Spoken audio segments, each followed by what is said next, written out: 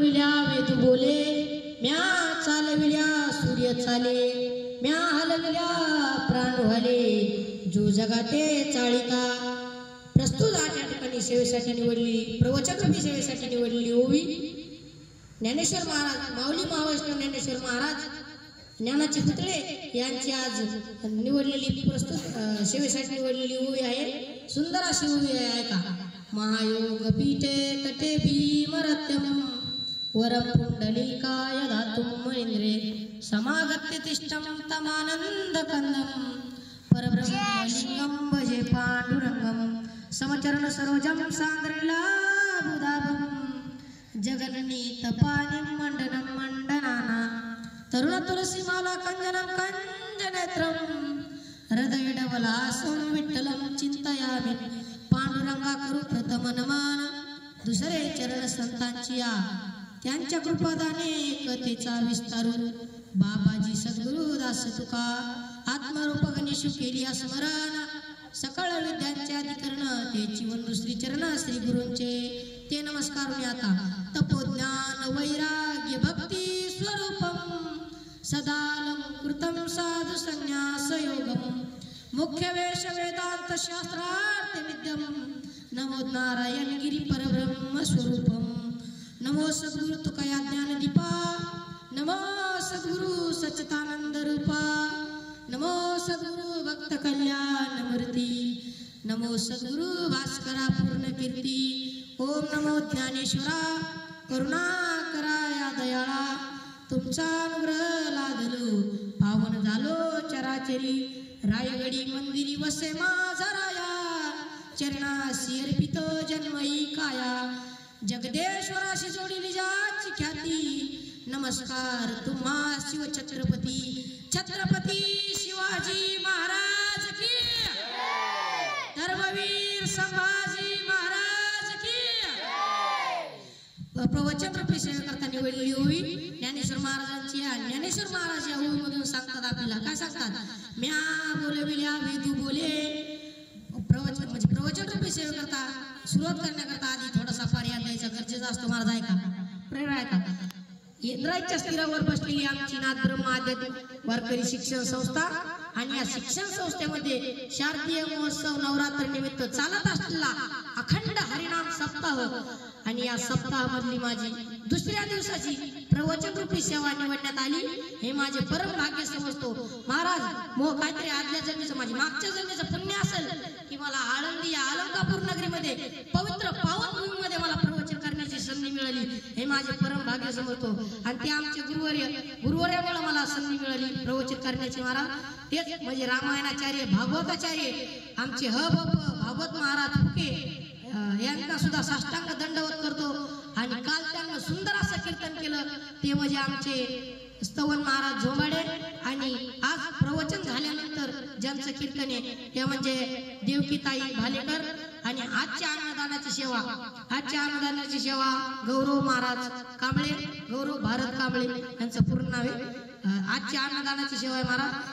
संतांच्या प्रमाणाप्रमाणे सांगतात एक शतक दिले अन्न आणि कोटी कुळाचे होय उदाहरण महाराज। एक जर शेती दिला अन्न जर जीव घातले तर आळंदी पंढरपूर नगरीमध्ये जर जीव घातले एखाद्या वारकऱ्याला तर त्यांचे कोटी कुळाचं उदाहरण होते महाराज। एक शिदत दिले अन्न कोटी कुळाचे होय उदाहरण सर्वांच्या चरणी नतमस्तक ठेवतो आणि सेवेला प्रवचनरूपी सेवेला प्रारंभ करतो।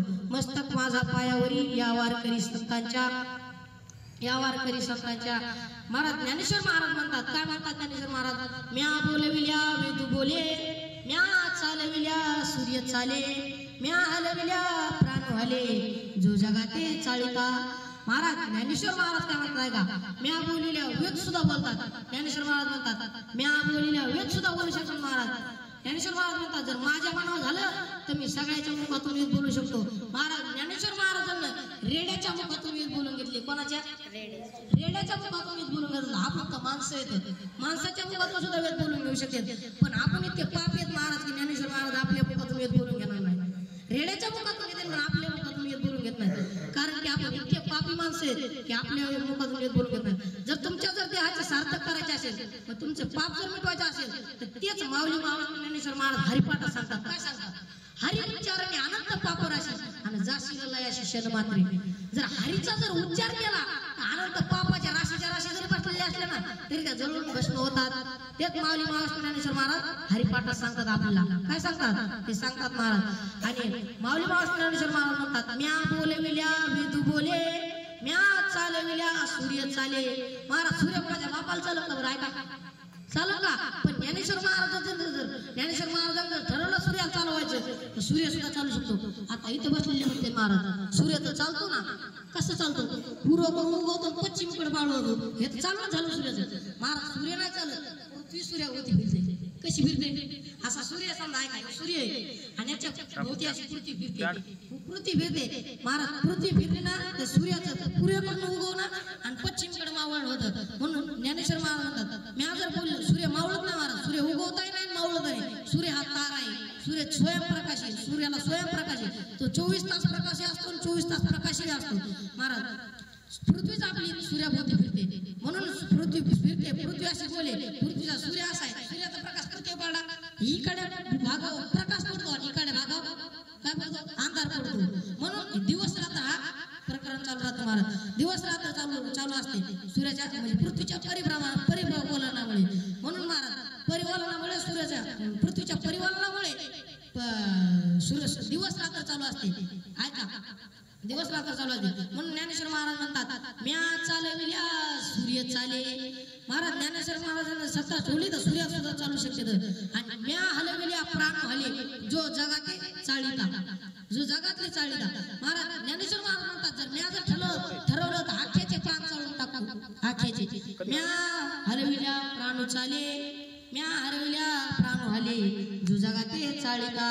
महाराज जर ज्ञानेश्वर महाराजांनी ठरवलं तर आख्याचे प्राण चालून टाकते. आख्याचे प्राण चालून टाकते जगाचे. म्या हलविल्या प्राण हले जो जगाते चाळीता. आख्या जगाचे प्राण चालून टाकते महाराज. म्हणून ज्ञानेश्वर महाराज सांगतात म्या बोलविल्या विदू बोले म्या चालविल्या सूर्य चाले म्या हलविल्या प्राण हले जो जगाते चाळीता. महाराज आता उवीचा सरळ सरळ भावार्थ पाहिलेला आहे. आपण सरळ सरळ भावार्थ पाहिलेला आहे. हे प्रवचन रूपी कशामुळे ठेवलेली आहे प्रवचन रूपी सेवा कशामुळे ठेवलेली काय सूर्य नवरात्र निमित्त नवरात्र सूर्य महाराज. आज घटस्थापनेचा पहिला दिवस आणि आपल्या सत्याचा दुसरा दिवस. महाराज बोलत चला जावं माया कीर्तनात बोलायला लागतं माया प्रवचनात बोलायला लागतं. महाराज आपल्या प्रवचनात बसायचे नियम येतं. कसं बसायचं खेटर फिटर बुट घालून बसायचं नाही. महाराज मांडी घालून बसायचं हाताची घडी घालून बसायचं बोलायचं नाही. लक्ष देऊन ऐकायचं. महाराज ऐका आता काय सांगतात ज्ञानेश्वर महाराज. ज्ञानेश्वर महाराज आपली प्रवचन रूपी सेवा कशामुळे नवरात्र कशाला म्हणतात हे सांगतो. ऐका लक्ष देऊन ऐका नवरात्र कशाला म्हणतात. ऐका महादेव आहे का महाराज सगळ्यात देवाचा देव महादेवाच्या अशी कट्टर हे केली महाराज. कोणी तपश्चर्या कोणी केली महिषासुरानं कोणाची तपश्चर्या केली याची महादेवाची तपश्चर्या केली. महाराज महादेव नाही का नाही प्रसन्न झाले कोणाला महिषासुराला प्रसन्न झाले. महादेव प्रसन्न झाले आणि महादेव प्रकट झाले. महादेव म्हणले बोल बाळा तुला काय पाहिजे बोल. मग महिषासुरानं असं वरदान मागितलं महाराज. कोणला असं वरदान मागितलं महादेवाला की माझ्या पुढे कोणताही महात्मा आला तर मी त्याच्या डोक्यावरती हात ठेवल्यानंतर तो जळून भस्म झाला पाहिजे अशी वरदान मागितलं महाराज. महादेवाला तपश्चर्या केली म्हणून महादेवाने दिलं त्याला वरदान दिलं. तो महाराज असा गोंधळ घालायला लागला. केलं नाही का नाही एका दिवशी महादेवच प्रयोग करायचं ठरवलं. महादेव जळून भस्म होत का नाही महादेव प्रयोग करायचं ठरवलं. महाराज प्रयोग करायचं ठरवलं निघाला तो महादेवाला भस्म करायला. पण महादेव सफेद का महाराज सगळ्या देवाची सभा भरली. काय सभा भरली. आता काय म्हणले आता महादेवालाच मारायला गेली कोण महिषासुर महादेवाला मारायला लागला. मग गेले सगळ्याची सभा भरली. देवाची मोठमोठे ब्रह्मदेव सगळे देव आले. सभा भरली महाराज. सभा भरल्याच्या नंतर देव म्हणाले आपण असं वरदान दिले. महादेव म्हणले मी असं वरदान दिले की मनुष्याच्या डोक्यावर हात ठेवल्यानंतर मनुष्य जळून भस्म होतो पण महिलांच्या डोक्यावर हात ठेवल्यानंतर महिला जळून भस्म होत नाही. म्हणून महाराज तो देव होते सगळे होते महाराज. म्हणून देवाला पाठवले कोणाला महिषासुराचा वध करण्यासाठी. कोणाला पाठवलं देवाला पाठवलं. पहिल्या दिवशी एक देवी पाठवली दुसऱ्या दिवशी एक देवी पाठवली तिसऱ्या दिवशी एक देवी पाठवली. असं करता करता 8 दिवस गेले महाराज. 8 दिवस गेले. किती? 8 दिवस गेले. पण महिषासुराचा वध काय झाला? महिषासुराचा वध नाही झाला महाराज. मग आता देवीतच सभा भरली. देव म्हणजे आपण इतके प्रयत्न करत पण महिषासुर काय मरणच झालाय, त्याचा वधच होय ना. म्हणून 8 देवीच्या शक्तीची एक देवी तयार केली. कोणची? तिचं नाव आदिशक्ती. आदिशक्ती, त्या देवीचं नाव आदिशक्ती महाराज. महिषासुरमर्दिनी हीच त्या देवीचं नाव महिषासुरमर्दिनी महाराज. त्या 8 देवीची शक्ती म्हणून महिषासुरमर्दिनी नाही का 9व्या दिवशी गेली.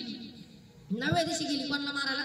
महिषासुराला मारायला गेली 9व्या दिवशी. तर त्या 9व्या दिवशी महिषासुराचा वध झाला आणि यालाच म्हणतात नवरात्र. 9व्या दिवशी वध झाला म्हणून याला म्हणतात नवरात्र. 1 2 3 4 5 6 7 8 9 9 दिवसाची नवरात्र. किती दिवसाची? 9 दिवसाची. आणि त्यात आपली एक देवी येते महाराज. कुठली? आपलं कुलदैवत. कोणची देवी? तुळजाभवानी. तुळजापूरची तुळजाभवानी. तुळजापूरला गेलात का महाराज कधी? हो गेलात का तुळजापूरला? महाराज तुळजापूरची देवी. तुळजापूरला कोण आले माहितीये का?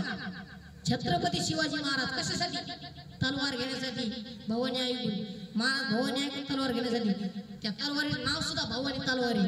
भवानी तलवारी महाराज. कशी होती तलवार शिवाजी महाराजाची? अरे 16व्या वर्षी तोरणागड जिंकला छत्रपती शिवाजी महाराजांनी. शपथ घेतली स्वराज्य निर्माण करण्याची.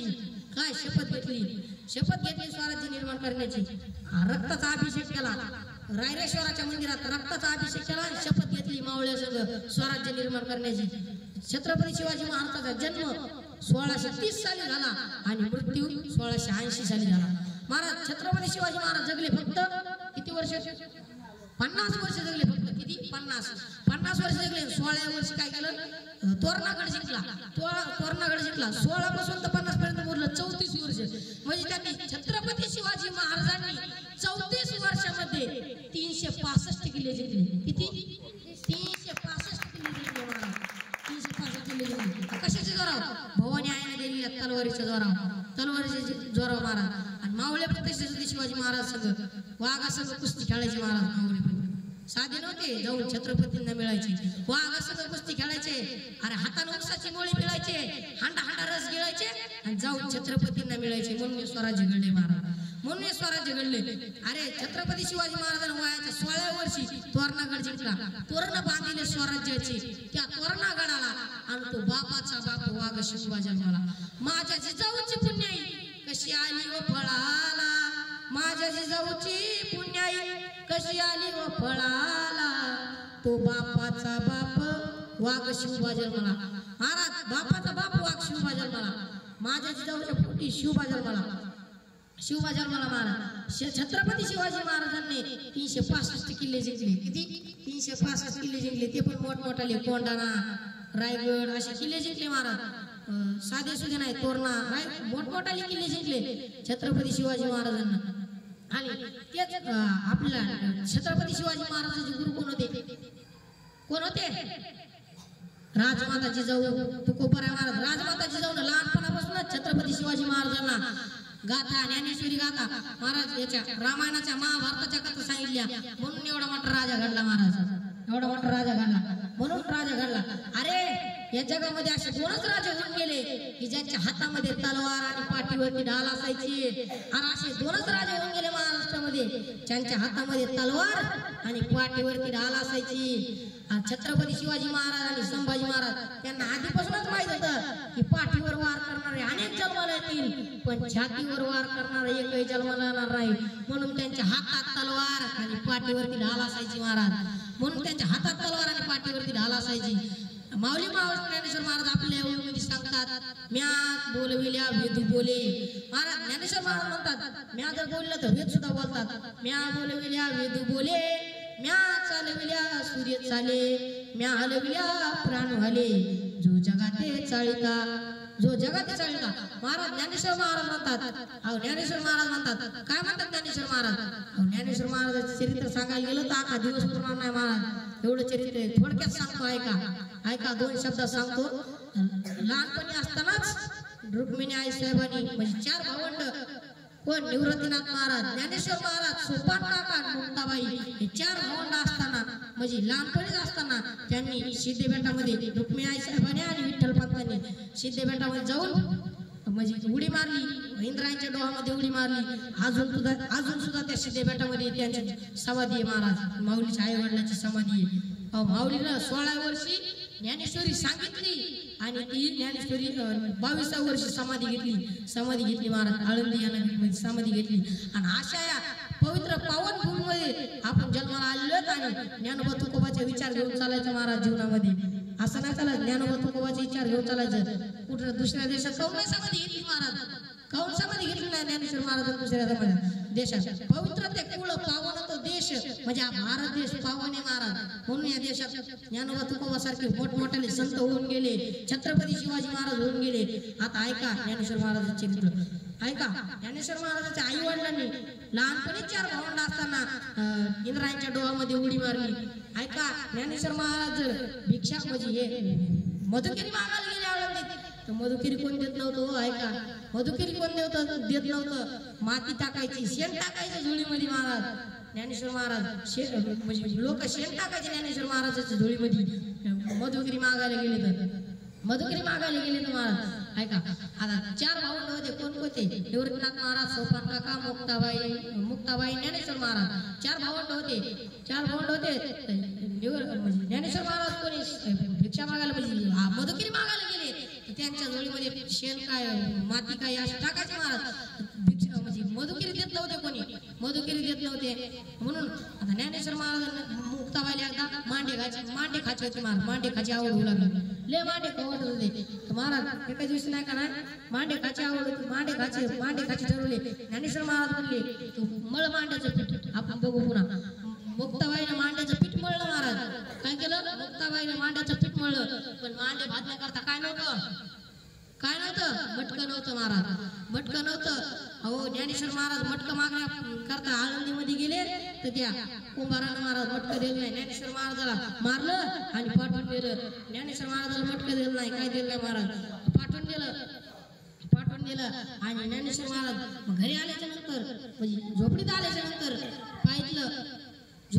नंतर पाहिलं तर मुक्ताबाई म्हणजे ज्ञानेश्वर महाराज सांगत येतं, अरे मला मटकं दिलं नाही असं तसं. मुक्ताबाई रडायला लागल्या महाराज. मांडे खाची हे झालं महाराज. काय मांडे खाची आवड झाली. तर ज्ञानेश्वर महाराज म्हणले, दिदे ए मुक्ताई माझ्या पाठीवरती भात मांडे भाज म्हणले महाराज. ज्ञानेश्वर महाराजांनी पाठीवरती मांडे म्हणजे मुक्ताबाईने ज्ञानेश्वर महाराजांच्या पाठीवरती मांडे भाजले महाराज. लाल बुंद पाठ झाली. पाठीवरती मांडे भाजले वरी मुक्ताबाईने ज्ञानेश्वर महाराजांच्या पाठीवरती मांडे भाजले.